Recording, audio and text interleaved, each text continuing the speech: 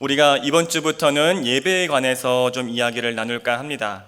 우리 공동체가 이제 반년 정도 저와 함께 신앙생활하면서 하나님께서 저희에게 분명하게 성령님의 그 음성으로 우리에게 말씀 주셨다고 믿고 있습니다. 특별히 저희가 맨 처음에는 우리 안에서 사랑이 없음을 하나님께서 지적해 주시고 그것에 대해서 회개하라고 성령님께서 교회에 권면하셨다고 저는 믿고 있습니다. 여러분 믿으십니까? 여러분 믿으십니까? 네. 저는 그리고 그 다음부터 신앙생활을 하면서 그 다음으로 주님께서 공동체에 대해서 이야기하시고 우리가 왜 연합하지 못하는지에 대해서 또 말씀해 주셨다고 믿고 있습니다. 그리고 또 특별히 이 공동체에 관한 말씀을 나누면서 이제는 하나님께서 우리에게 예배를 회복하라고 저는 말씀하신다고 믿고 있습니다. 여러분은 이 예배를 회복하라는 주님의 음성을 듣고 있으십니까? 아멘. 네, 오늘은 예배가 기뻐요라는 제목으로 말씀을 증거하겠습니다. 근데 좀 특이한 게 예배가 기뻐요 하고 물음표가 있고 느낌표가 있습니다. 누군가에게는 예배가 정말 그렇게 기뻐요 하고 물어보는 물음표일 때고 누군가에게는 그럼요 예배가 기뻐요 하는 느낌표일 겁니다. 물음표와 느낌표를 섞어 놓으면 조금 이상한 뉘앙스가 있긴 한데 여러분들은 물음표입니까? 아니면 느낌표입니까? 물음표입니까? 아니면 느낌표입니까? 물음표인 것처럼 보이기도 하고 느낌표인 것처럼 그렇게 보이시는 분들도 있는 것 같습니다. 근데 모든 분들 이 2달 동안 우리가 예배에 관한 말씀 들으면서 물음표가 느낌표로 변화되는 그런 귀한 변화의 은혜가 있기를 축복합니다. 우리 힘차게 갑시다. 축복합니다. 아멘. 좋습니다. 자, 우리 히브리서 11장 말씀 한번 살펴보면 좋겠습니다. 우리가 2달 동안 예배 시리즈를 나눌 텐데 우선은 잊지 말아야 할 것이 있습니다. 잊지 말아야 할 주제 같은 말씀인데 제가 읽어봐 드리도록 하겠습니다. 하나님이 기뻐하시는 예배는 믿음으로 드리는 예배입니다. 자, 우리 같이 한번 읽어볼까요? 하나님이 기뻐하시는 예배는 믿음으로 드리는 예배이다. 아멘. 우리가 기도를 할 때에도 기도를 많이 하지만 믿음으로 기도하는 사람이 의외로 많지 않습니다. 그러니까 의심하면서 합니다. 들어주실 거면 들어주시고 안 하는 것보단 나니까 그런 마음으로 기도하는 분들도 많고 예배를 드릴 때에도 그냥 습관 따라서 그냥 나오시는 분들도 많은데 성경에서 지금 주제로 말씀하고 있는 거는 우리가 믿음으로 예배를 드릴 때 의심하지 않고 믿음으로 기도 드릴 때 하나님이 기뻐하십니다. 우리가 이거를 잘 기억하고 2달 동안 좀 그렇게 항해를 시작했으면 좋겠습니다. 1절 말씀 살펴보겠습니다. 우리 히브리서 11장 1절 같이 읽겠습니다. 시작. 믿음은 바라는 것들의 실상이요 보이지 않는 것들의 증거니 라고 되어 있습니다. 믿음은 바라는 것들의 실상이다. 여러분, 바라는 것이라는 것은 미래에 대한 소망을 이야기하는 겁니다.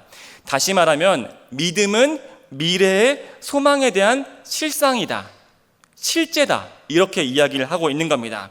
그러니까 주님이 바라시는 것, 우리가 바라는 미래에 대한 그것은 실제다. 지금 성경은 그렇게 이야기를 하고 있는 겁니다. 조금 말이 어려우니까 예를 들어서 설명을 해보겠습니다. 예수님께서 이 믿음을 가르치실 때 자주 하셨던 비유가 있는데 아주 이해가 잘 됩니다. 성경에서 믿음을 씨앗으로 설명하는 경우가 굉장히 많습니다. 그래서 여러분 어떤 작은 씨앗이 있을 때 이 작은 씨앗은 장차 나무가 될 미래의 그 실제입니다. 다시 말하면은 여러분 저는 그 도토리 비유를 굉장히 좋아하는데 특별한 이유는 없고 도토리가 좀 귀엽게 생겨서 비유로 드는 걸 좋아합니다. 그 도토리가 있지 않습니까? 도토리가 나중에 자라면 뭐가 됩니까? 참나무가 됩니다. 그러면은 이 도토리는 손 모양 괜찮습니까? 이 도토리는 장차 큰 참나무가 될 그 실제다. 이런 뜻입니다. 이해가 되죠? 그러니까 이 씨앗이 아주 작지만 이거는 장차 미래에 큰 참나무가 될 수 있는 그 가능성의 실제인 겁니다.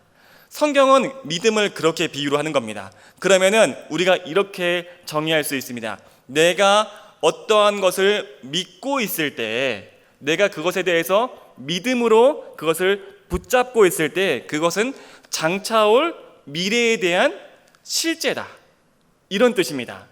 그래서 믿음이 중요하다라는 것입니다. 내가 어떠한 믿음을 가지고 있다? 그러면 그것이 장차 미래에도 일어나겠구나, 그것을 신뢰해라. 히브리서는 이렇게 말을 하고 있는 것입니다. 그래서 믿음은 미래입니다. 믿음은 미래입니다. 근데 특이한 것은 믿음은 현재 존재하는 믿음입니다. 그래서 믿음은 현존하는 미래다, 이렇게 신학자들은 이야기하곤 합니다. 이제 히브리서 11장 1절의 말씀이 이제는 이해가 되죠? 왜 믿음이 현존하는 미래라고 하는지 조금 알 것 같습니다. 자, 그러면은 여러분들이 하나님의 복을 받고 어떻게 이 미래를 열어갈 것인가, 어떻게 믿음으로 복을 받으며 살아갈 수 있을 것인가, 그 비밀에 대해서 제가 좀 설명을 해드리려고 합니다. PPT 좀 띄워주시겠습니까? 자, 제가 원 3가지를 이게 좀 준비했습니다. 맨 위에는 믿음으로 보면 됩니까? 맨 위에는, 네, 감사합니다. 감사합니다.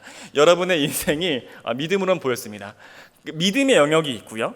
믿음의 영역이 있고, 여러분 보실 때는 오른쪽이고, 제가 볼 때는 왼편인데, 어쨌든 그쪽에 행동의 영역이 있습니다.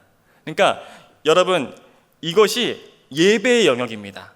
이거 지금은 아직은 이해가 안 되시겠지만 외워도 괜찮습니다. 여러분들이 이 미래를 바꾸려면은 이 3가지 영역을 바꾸면은 여러분의 미래가 바뀝니다. 그래서 성경적으로 복을 받는 비결은 저 3가지 영역을 바꾸면 된다라는 것입니다. 그러면 왜 그런지 제가 잠깐 설명을 드리면, 여러분 각자가 믿고 있는 것이 있습니다. 근데 그 미래는 성경이 뭐라고 했습니까? 여러분의 미래라고 했습니다. 그렇죠? 예를 들어서 설명해 보겠습니다. 어떤 사람은 굉장히 자존감이 좋습니다. 그 마음속에는 어떤 믿음이 있냐면, 나는 괜찮은 사람이야 라는 믿음이 있습니다. 근데 왜 이거를 믿음이라고 표현을 했냐면은, 이 사람이 괜찮은 사람이라는 객관적인 증거도 있지만 사실 객관적인 증거는 없는 것 같기도 한데, 이 사람이 괜찮다고 자신을 여길 수 있는 증거도 있지만 사실은 이 사람이 괜찮지 않은 사람이라고 여길 만한 그러한 경험도 많이 있습니다. 다시금 한번 해볼까요? 예를 들어서 어떤 사람은 나는 사람을 믿을 수 있는 존재라고 생각해, 이런 거 있죠. 혹은 반대로 나는 사람은 믿을 수 없는 존재라고 생각해 라고 믿고 있다는 겁니다. 이제 제 얼굴 좀 보여주시겠습니까? 네, 그래서 왜 이것이 믿음의 영역이냐 물어보면은, 왜 사람은 믿을 수 없는 존재라고 생각을 해요? 라고 한다면은 그때 이렇게 말을 하죠. 저는 이때 어떠한 일이 있었는데 그때 배신당했어요. 그래서 저는 그 경험 때문에 사람은 믿을 수 없는 존재라고 생각해요 라고 말을 합니다. 그런데 여러분도 잘 아시겠지만 우리가 배신당하는 그 경험만 있습니까? 그건 아니죠. 오히려 다른 사람들한테 신뢰를 얻고 그 사람한테 어떤 호의를 받았던 그런 경험도 많이 있습니다. 그러면 저 같은 사람은 물어보는 거죠. 이러이러한 일들이 있었으면은 그래도 사람은 믿을 만한 존재이지 않을까요? 라고 합니다. 그러면은 믿음에 굉장히 중요한 속성이 나오는데 그 접속사가 굉장히 중요합니다. 그렇지만 저는 그럼에도 불구하고 저는 사람은 믿을 수 없는 존재라고 생각해요 라고 말을 한다는 겁니다. 이거는 모두가 있습니다. 저도 있고 지금 앉아 계신 모든 하나님께 예배하는 사람들이 이것이 다 있습니다. 다 각자가 믿음이 있다는 겁니다. 그래서 소설가 김영하 씨가 이런 이야기를 합니다. 현실을 바꾸는 이야기의 힘이라는 제목의 강연에서 소설의 역할이 무엇이냐에 대해서 설명을 하면서 각 사람마다 스토리가 있다는 겁니다. 핵심 스토리가 있대요. 근데 이거는 우리 신앙인들은 알 수 있죠. 아, 이건 믿음의 영역을 말하는 거구나. 우리 신앙인들은 알 수 있죠. 각자가 그 핵심 스토리가 있는데 그 핵심 스토리가 인생에 매우 큰 영향을 끼치고 있다는 것을 소설가인 자기는 알고 있다고 하는 겁니다. 그래서 특별히 이 불행하다고 여기는 사람, 내 인생이 불행하다고 여기는 사람들은 특별히 매우 강력한 스토리를 가지고 있다는 겁니다. 근데 그 스토리가 무슨 스토리일까요? 굉장히 강력한데 내 인생은 안 될 거야, 내 인생은 실패할 거야, 나는 불행해 라는 거를 굉장히 강력하게 설명하는 핵심 스토리가 있다는 겁니다. 반대도 있습니다. 굉장히 유쾌하고 행복하게 살아가는 사람들, 힘들고 어렵지만 포기하지 않는 사람들은 그 사람들도 핵심 스토리를 가지고 있는데 이분들은 굉장히 밝고 건강한 핵심 스토리를 가지고 있다는 겁니다. 이거는 모두가 가지고 있어요. 그래서 이 소설가 김영하 씨가 이런 이야기를 해요. 그 핵심 스토리가 내가 쓰는 소설로 인해서 변화될 수 있다면은 나는 많은 사람의 영혼에 공헌할 수 있다고 생각한다. 이렇게 이야기를 하는 겁니다. 내가 이 글 쓰는 사람으로서 나의 소설가의 직무는 그것이다. 마음속에 있는 스토리를 바꾸는 것. 그래서 사람들과 이 사회에 공헌하고 싶다. 그분이 강연에서 그렇게 이야기를 합니다. 그럼 우리는 알 수 있죠. 아, 이 믿음이 현재 존재하고 있고 미래를 지금 나타내고 있구나. 김영하 씨가 지금 말하고 있는 것이 그것이구나. 현존하는 미래를 지금 바꾸려고 하는구나 라는 것들을 알 수 있죠. 그렇다면은 우리 그리스도인들은 무엇을 믿느냐? 우리 인생의 핵심 스토리가 지금 우리 인생을 지배하고 있고 앞으로의 시간들도 지배할 그 핵심 스토리가 하나님의 말씀으로 대체된다면, 나의 스토리가 아니라 하나님의 스토리로 대체된다면은 나는 회복될 거야, 나는 구원받을 거야 라는 것을 믿는 사람이 그리스도인입니다. 여러분은 어떠한 마음속에 그 스토리를 가지고 있습니까? 그래서 이 예배가 무엇이냐, 많은 설명을 할 수 있지만 특별히 이렇게 우리가 모여서 예전적으로 예식으로 드리는 예배는 특별히 우리 안에 있는 이 믿음들, 우리 안에 있는 스토리를 내려놓고 하나님의 말씀을 경청하는 시간입니다. 그래서 내가 맞은 것이 아니라 주님이 맞습니다. 여러분, 아까 전에 설명하면서 믿음의 영역에 대해서 이야기를 했어요. 접속사에 대해서 이야기를 했습니다. 여러분이 가지고 있는 스토리가 굉장히 합리적일 거라고 저는 믿고 있습니다. 왜 사람이 믿을 만한 존재가 아닌지, 혹은 여러분의 인생이 왜 성공할 수 없는지, 내 상처가 얼마나 남들이 보기에도 합당한지, 그리고 그것이 얼마나 지금 내 삶에 강력하게 영향을 끼치고 있는지 여러분들이 저한테 설명하면은 제가 그것에 대해서 부정하고 싶은 마음이 없습니다. 그렇지만 예배는 무엇입니까? 그래서가 아니라 그렇지만, 그럼에도 불구하고 제가 주님의 말씀을 믿어보겠습니다. 이것이 예배인 겁니다. 그래서 우리 아까 전에 한 번만 그 도표 한 번만 보여주시겠습니까? 우리 예전으로 드리는 이 예배는 지금 믿음의 영역을 여러분이 확장시키고 여러분의 그 잘못된 믿음을 몰아내는 시간입니다. 그래서 하나님 말씀하옵소서, 제가 듣겠습니다. 그리고 믿겠습니다. 라고 고백을 하는 것입니다. 자, 그러면은 저 행동의 영역은 무엇이냐? 여러분, 우리가 아무리 마음으로 믿어도 삶이 훈련이 안 되어 있으면은 그 유효한 변화가 나타나기가 어렵습니다. 3분의 1 정도가 아무리 강력한 그 믿음으로 변화되어도 이 삶이 안 잡혀 있는 사람은 복음이 안 담깁니다. 그래서 청소년부 사역을 하면은 일찍 일어나, 뭐 하지 마, 이런 걸 꼭 하거든요. 왜냐면 행동이 훈련이 안 되어 있기 때문입니다. 예를 들어서 설명을 해보겠습니다. 예를 들어서 나태함이 죄악이다 라는 것에 대해서 말씀으로 선포했습니다. 이 시간에 여러분, 하나님께서 나태함을 죄악으로 여기십니다 라고 생각을 했고, 여러분들이 다 힘들지만 아멘 했어요. 아멘, 제가 주님을 예배합니다 라고 했습니다. 그러면은 우리의 생각이 바뀌었죠. 믿음이 바뀌었습니다. 예배 잘 드린 겁니다. 예배 성공한 거예요. 근데 거기서 예배가 끝이 아니라 이제 예배당을 나왔을 때 내 삶에서 나태함을 이겨내는 것, 이것 또한 예배 영역입니다. 이거는 특별히 삶의 예배다, 우리가 이렇게 표현을 하죠. 삶의 예배다. 그러면 무엇입니까? 우리가 복을 받는 비결은 무엇입니까?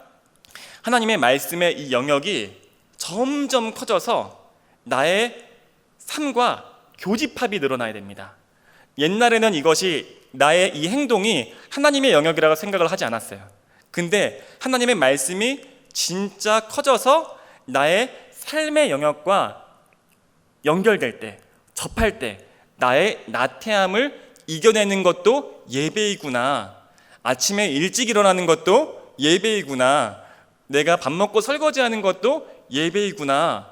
이 삶의 예배를 회복할 때 비로소 우리는 복을 받을 수 있다는 겁니다. 이것이 신비한 그 놀라운 능력입니다. 여러분, 그래서 예배는 추상적인 것이 아닙니다. 굉장히 실제적인 겁니다.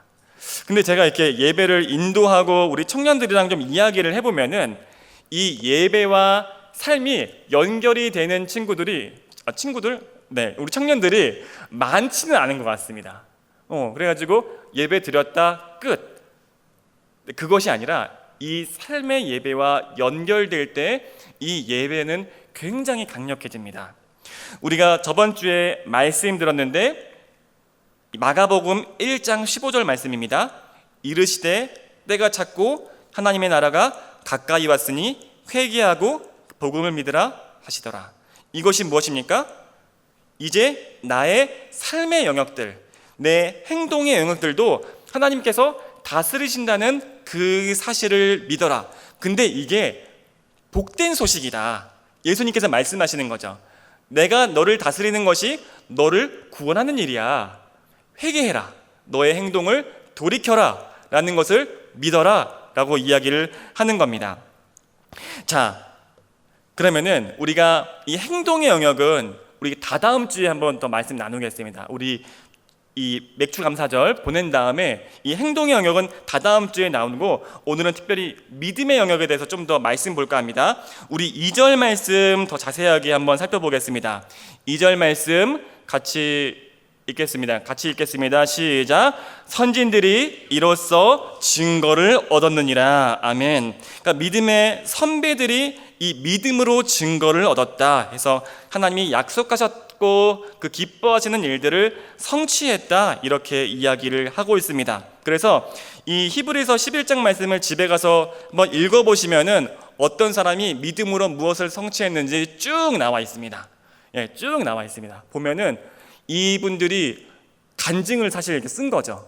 진짜 대단하다 이렇게 쓴 겁니다. 그러면은 저는 어떨까요?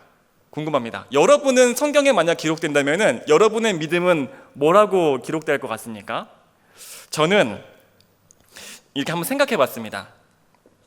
인성. 이게 지금 뭐 에녹 이러니까 인성.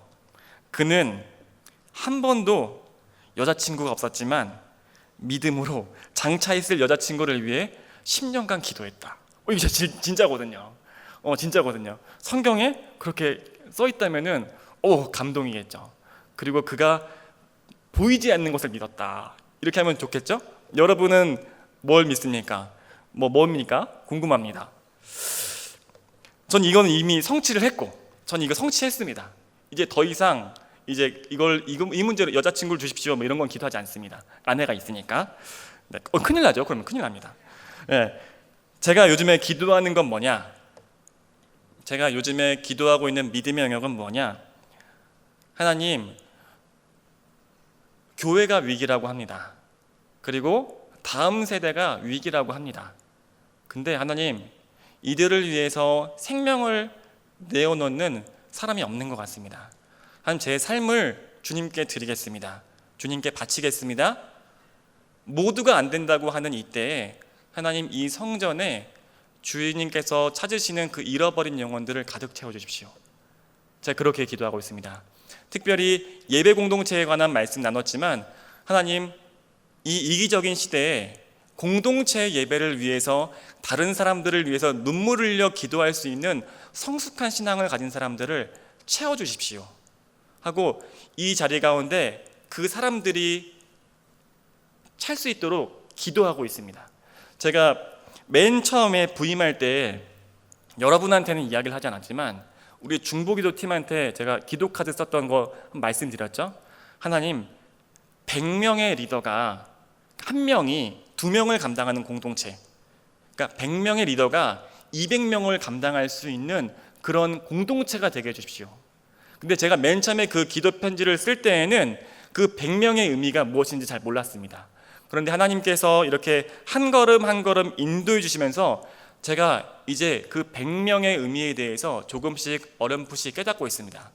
그것은 누구냐면 바로 이 예배당에 먼저 와서 하나님의 그 임재를 기다리면서 다른 사람들을 위해서 기도하는 사람들 100명을 채워주십시오라고 저의 기도 제목이 주님 안에서 더욱더 구체화 되었습니다.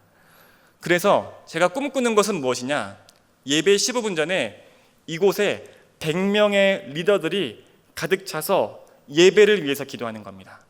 정말 그게 장관이거든요. 그 100명이 가득 차서 주님께 진실하게 그렇게 기도하면은 들어올 때부터 마음이 떨립니다. 왜 이러지? 마음이 막 떨립니다. 근데 여러분, 이 100명이 그렇게 신실하게 예배드리는 그것이 지금 이렇게 이어진다면 얼마나 기쁘겠습니까? 어쩌면은 여러분들 중에서는 목사님 참 허황된 꿈을 꾸고 있다 이렇게 생각하실지도 모르겠습니다. 근데 저는 믿고 있습니다. 이미 그 믿음의 장차올 그 미래의 실제가 이미 우리 현실 안에 있습니다. 이미 그렇게 기도하는 사람이 있고 저도 그렇게 기도할 때 하나님께서 부어주시는 마음이 있습니다. 이 꿈이 허황된 것 같지만 지금 말씀을 듣는 여러분들이 지금 마음으로 결단하고 다음 주에 와서 기도하면은 그 기도는 단숨에 이루어지는 아주 쉬운 기도입니다. 너무 쉽죠? 그 기도가 마음을 움직이고 그 나머지 사람들의 아직은 기도하지 못하는 연약한 그 영혼들을 섬기고 그 사람들의 문제가 해결되고 믿음 체계가 바뀌고 그리고 그 잘못된 믿음 체계 안에서 고통받고 있는 그 삶이 변화되는 그런 꿈을 꿉니다. 그래서 이곳 가운데 구원을 찾는, 그 구원을 노래하는 그 생명의 노래가 가득하기를 너무 꿈꾸고 있습니다. 그것을 위해서 기도하고 있습니다. 여러분, 믿음을 가지고 오셔서 기도해 주십시오. 우리의 기도를 하나님께서 들어쓰실 줄로 믿습니다. 여러분, 그러면은 우리가 믿음을 가져야 되는데, 여러분 평생 여러분의 예배를 세워나갈 수 있는 우리 기초 말씀인데 한번 여러분들이 잘 믿음으로 받았으면 좋겠습니다. 히브리서 11장 6절 말씀입니다. 히브리서 11장 6절 말씀 여러분이 마음으로 준비를 하시고 반드시 믿겠다 결정하시고 우리 한 목소리로 읽습니다. 시작. 믿음이 없이는 하나님을 기쁘시게 하지 못하나니 하나님께 나아가는 자는 반드시 그가 계신 것과 또한 그가 자기를 찾는 자들에게 상 주시는 이심을 믿어야 할지니라. 아멘. 믿음이 없이는 하나님을 기쁘시게 하지 못한다고 합니다. 이거를 예배로 적용해 보면은 믿음 없이 예배하는 것은 하나님을 기쁘시게 하지 못합니다. 반대로 적용해 보면 여러분이 믿으면서 예배에 나올 때 하나님은 여러분을 너무너무나 기뻐하십니다. 그러면은 도대체 무엇을 믿어야 합니까? 목사님, 무엇을 믿어야 합니까? 라고 한다면은 두 가지입니다. 첫 번째로는 반드시 그가 계시다. 반드시 그가 계시다. 그리고 그분은 반드시가 지금 앞에 걸려 있으니까 반드시 그분은 자기를 찾는 자에게 상을 주신다. 이 두 가지를 믿으면 하나님 너무나 기뻐하십니다. 우리 함께 믿음으로 한 번 더 큰 소리로 말씀 받습니다. 시작. 믿음이 없이는 하나님을 기쁘시게 하지 못하나니 하나님께 나아가는 자는 반드시 그가 계신 것과 또한 그가 자기를 찾는 자들에게 상 주시는 이심을 믿어야 될지니라. 아멘. 여러분, 반드시 그가 계신 것을 먼저 믿어야 된다고 합니다. 우리는 너무나 오랜 시간 동안에 하나님이 마치 안 계신 것처럼 예배 생활을 했습니다. 그리고 때로는 하나님을 그가인데 그 인격적인 하나님을 마치 그것이라고 생각할 때도 너무나 많습니다. 여러분, 지금 오늘 이 예배당에 지금 여러분을 만나주시고 그때 여러분에게 말씀하셨고 여러분을 구원의 길로 인도하셨던 그분이 지금 이 자리 가운데 계십니다. 여러분 믿으십니까? 여러분 믿으십니까? 우리 큰 목소리로 아멘 합시다. 여러분 믿으십니까? 우리가 그분을 알아볼 때 하나님이 기뻐하신다고 합니다. 누가 여러분의 마음을 알아주고 여러분을 그 모습 그대로 바라봐 줄 때 여러분이 기쁘지 않습니까? 여러분이 교회에서도 여러분을 알아주지 않고 여러분과 친한 사람이 없을 때 굉장히 슬프잖아요. 마찬가지로 주님도 마찬가지입니다. 주님을 그 있는 모습 그대로 바라볼 때 그가 계시구나, 이곳에 그가 계시구나 라는 것들 할 때 하나님께서 기뻐하신다고 합니다. 그래, 내가 있다, 내가 여기 있다.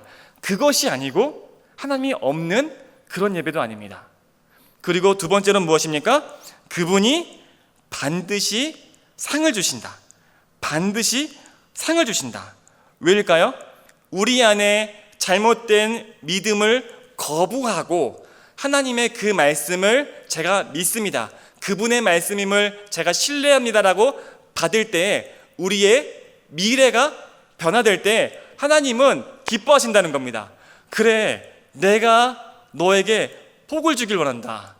너가 그렇게 고통스러워할 때 내가 얼마나 힘들었는지 아느냐? 너가 회개했느냐?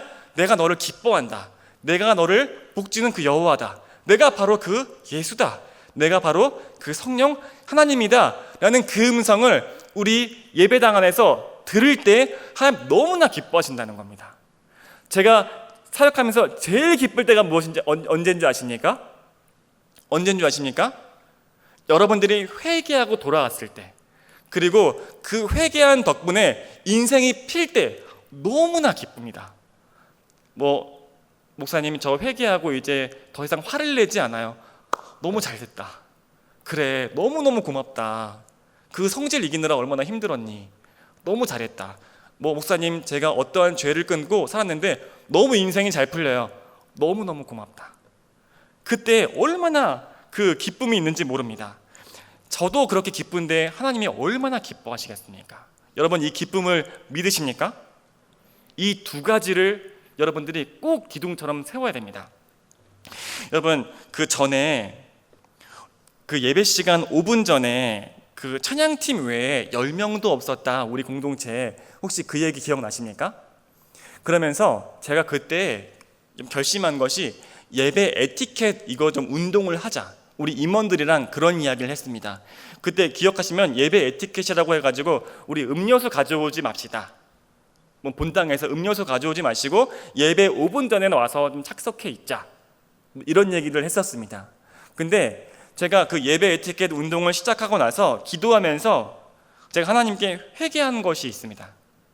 그것이 무엇이었냐면은 저는 그러니까 예배 완성도나 이 중요성을 이렇게 생각하고 있었던 겁니다. 그러니까 인간적인 마음으로 예배 시간이 됐는데 다들 안 오네? 이건 문제가 있어 라고 생각을 하고 예배 에티켓 운동을 시작했던 겁니다. 근데 제가 기도하면서 깨달았던 것은 무엇이냐면은 우리 예배에 그분이 와서 기다리고 계신데 그분을 알아보지 못하고 그냥 예배 5분 전에 와서 앉아있는 그것이 굉장히 인간적인 운동이었구나, 이것에 대해서 깨닫기 시작했습니다. 그리고 나서 제가 말을 바꿔서 하기 시작했습니다. 예배 일찍 오세요가 아니라, 예배 시간 늦지 마세요가 아니라 하나님을 기다리게 하지 마세요. 제가 그때부터 그렇게 전하기 시작했습니다. 하나님이 당신을 기다립니다. 그러니까 우리가 예배 시간 늦지 마세요가 아니라 우리가 먼저 와서 하나님 기다렸으면 좋겠어요. 제가 그렇게 이야기하기 시작했습니다. 왜냐면은 예배 에티켓 때문에 여러분들이 그런 사람들이 있습니다. 그러니까 예배 시간에 늦지 말아야 된다고 배운 사람들이 있습니다. 그래가지고 완벽주의적인 성향 때문에 예배 시간 전에 나오려고 하는 사람들이 있습니다. 근데 그렇게 나온다면은 하나님이 기뻐하시지 않는다는 겁니다. 왜 그렇습니까? 예배 시간이라는 율법은 지켰지만 그분이 계신다. 나에게 사랑한다고 말씀하시는 그분이 계신다라고 하는 그 사실은 놓치고 있기 때문에 하나님이 기뻐하시지 않는다는 겁니다.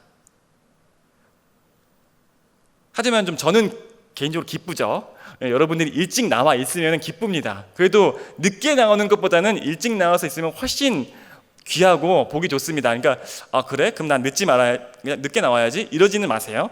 근데 이 우리의 예배의 회복의 결국 시작은 그분과의 관계의 시작에 있습니다. 그분을 찾아야 됩니다. 우리 좀 말씀 맺을까 하는데요. 우리 좀 앞으로 나와 주시겠습니까? 우리가 그분을 찾고 그리고 그와 함께 그분 앞에서 반응하는 나를 찾아야 됩니다. 솔직하게 하나님, 제가 왔습니다. 한 저 일주일간 너무 힘들었습니다. 그렇게 이야기를 하셔도 좋습니다. 제가 이번 주에 그 새벽 기도회를 인도하면서